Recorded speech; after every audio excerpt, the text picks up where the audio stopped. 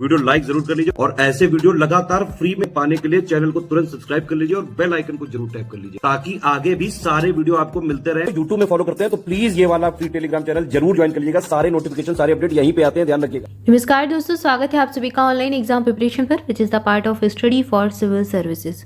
दोस्तों, पॉलिटी के अंतर्गत आज पढ़ेंगे मौलिक अधिकार, मूल अधिकार। भारत के जो संविधान है, भारत के संविधान 6 प्रकार के मूल अधिकार भारत की जनता को प्रदान करता है। आज इनके बारे में जानेंगे कौन से अनुच्छेद हैं इससे संबंधित और किस अनुच्छेद में कौन सा विषय है, यानी कि कौन सा मूल अधिकार है, इसके बारे में देखेंगे। तो आइए चलिए स्टार्ट करते हैं। सबसे पहले बात करेंगे समानता के अधिकार की, जिसको समता का अधिकार कहते हैं, और ये आर्टिकल 14 से 18 तक है। आर्टिकल जो 14 से 18 तक का जो अनुच्छेद है वो समता के अधिकार यानी कि समानता के अधिकार से संबंधित है। अनुच्छेद 14 बात करता है विधि के समक्ष समानता और विधियों का समान संरक्षण। तो विधि के समक्ष कानून के प्रति सभी समान हैं, यह बात करती है आर्टिकल 14 में, अनुच्छेद 14 में बताया गया है। इसके बाद अनुच्छेद 15 किससे संबंधित है? आर्टिकल 15 संबंधित है धर्म, मूल, वंश, लिंग और जन्म स्थान के आधार पर विभेद का प्रतिषेध, यानी कि भारत में किसी भी व्यक्ति से धर्म के आधार पर, मूल वंश के आधार पर, लिंग के आधार पर और जन्म स्थान के आधार पर विभेद नहीं किया जाएगा। ये अनुच्छेद 15 में बताया गया है। इसके बाद लोक नियोजन के विषय में अवसर की समानता, ये किस में है? ये आर्टिकल 16 में है। अनुच्छेद 16 लोक नियोजन के संबंध में अवसर की समानता की बात करता है। इसके बाद अस्पृश्यता का अंत और उसका आचरण निषिद्ध है, ये आर्टिकल 17 में बताया गया है। अस्पृश्यता का अंत या फिर अस्पृश्यता का उन्मूलन, ये सब किस में है? अनुच्छेद 17 में है। ठीक है। इसके बाद अगला है अनुच्छेद 18, समानता के अधिकार का अंतिम अनुच्छेद है अनुच्छेद 18, और इसमें है उपाधियों पर रोक। सेना या फिर विद्या संबंधी जो सम्मान है उनके अलावा जो उपाधियां हैं वो सब लगाने पर रोक है, ताकि लोगों में समानता का भाव रहे। इस प्रकार से यह अनुच्छेद 18 में बताया गया है। तो उपाधियों का अंत अनुच्छेद 18 में है, अस्पृश्यता का अंत अनुच्छेद 17 में है, लोक नियोजन के विषय में अवसर की समानता ये अनुच्छेद 16 में है, और धर्म, मूल, वंश, लिंग, जन्म स्थान के आधार पर विभेद नहीं किया जाएगा, असमानता नहीं दिखाई जाएगी, समानता का भाव रहेगा भारत में, अनुच्छेद 15 कहता है। और कानून के समक्ष समानता या फिर विधि के समक्ष समानता अनुच्छेद 14 में है। ठीक है। तो अनुच्छेद 14 से 18 समानता का अधिकार है।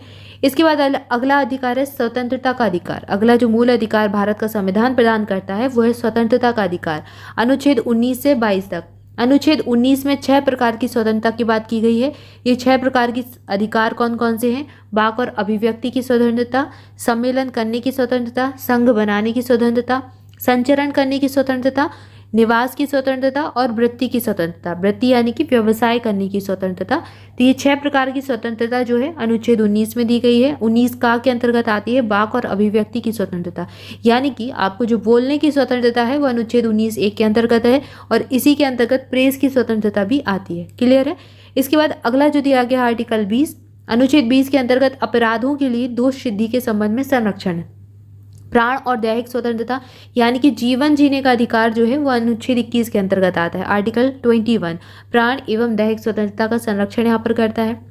अब इसके बाद प्रारंभिक शिक्षा का अधिकार भी भारत में दिया गया है, और यह अनुच्छेद 21 का के अंतर्गत ही है, 21 का के अंतर्गत है प्रारंभिक शिक्षा का अधिकार। इसको संविधान संशोधन के द्वारा जोड़ा गया था बाद में, इसलिए 21 का के अंतर्गत आया है। इसके बाद अगली जो स्वतंत्रता है अनुच्छेद 22 में कुछ दशाओं में गिरफ्तारी और निरोध से संरक्षण है, यानी कि भारत में ऐसे ही किसी की गिरफ्तारी नहीं की जा सकती, उसके लिए प्रॉपर कानून है, नियम है। तो अनुच्छेद 22 में इसकी बात की गई है, कुछ दशाओं में गिरफ्तारी और निरोध से संरक्षण है। क्लियर है। इसके बाद अगला जो अधिकार है शोषण के विरुद्ध अधिकार है, अनुच्छेद 23 और 24 में इसकी बात की गई है। अनुच्छेद 23 में बलात् श्रम का प्रतिषेध है, यानी कि जो बालक होते हैं, जो छोटे बच्चे होते हैं, उनसे श्रम नहीं करवाया जा सकता।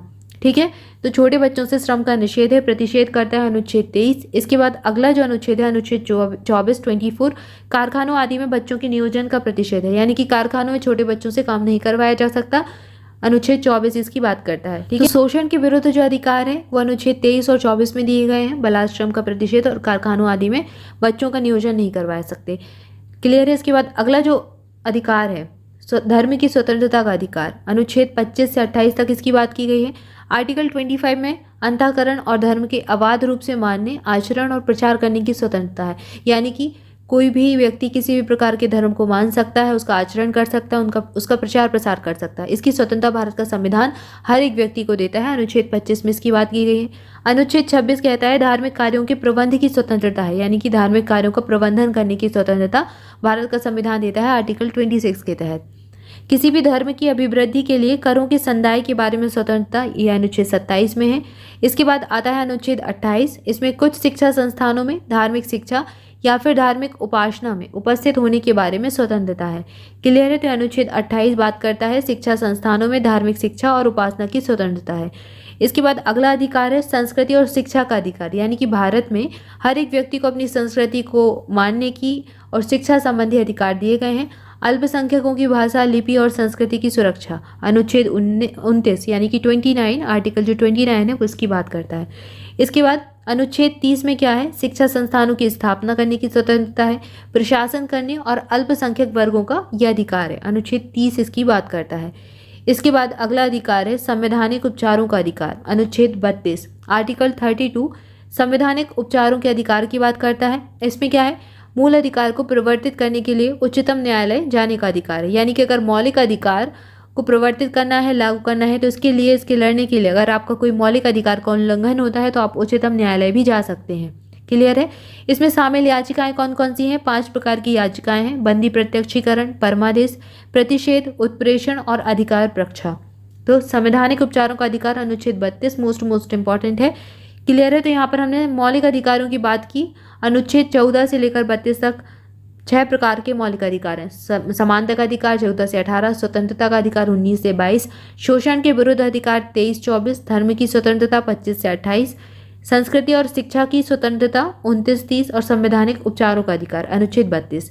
क्लियर है? इसके बाद मौलिक अधिकारों से संबंधित कुछ और महत्वपूर्ण तथ्य हैं जिनको अगले वीडियो में देखेंगे। तब तक के लिए आप सभी ऑनलाइन एग्जाम प्रिपरेशन के साथ जुड़े रहें। चैनल को सब्सक्राइब जरूर कर लें, वीडियो को लाइक जरूर कर लें। Thank you for watching this video. मिलेंगे नेक्स्ट वीडियो में। Thank you so much.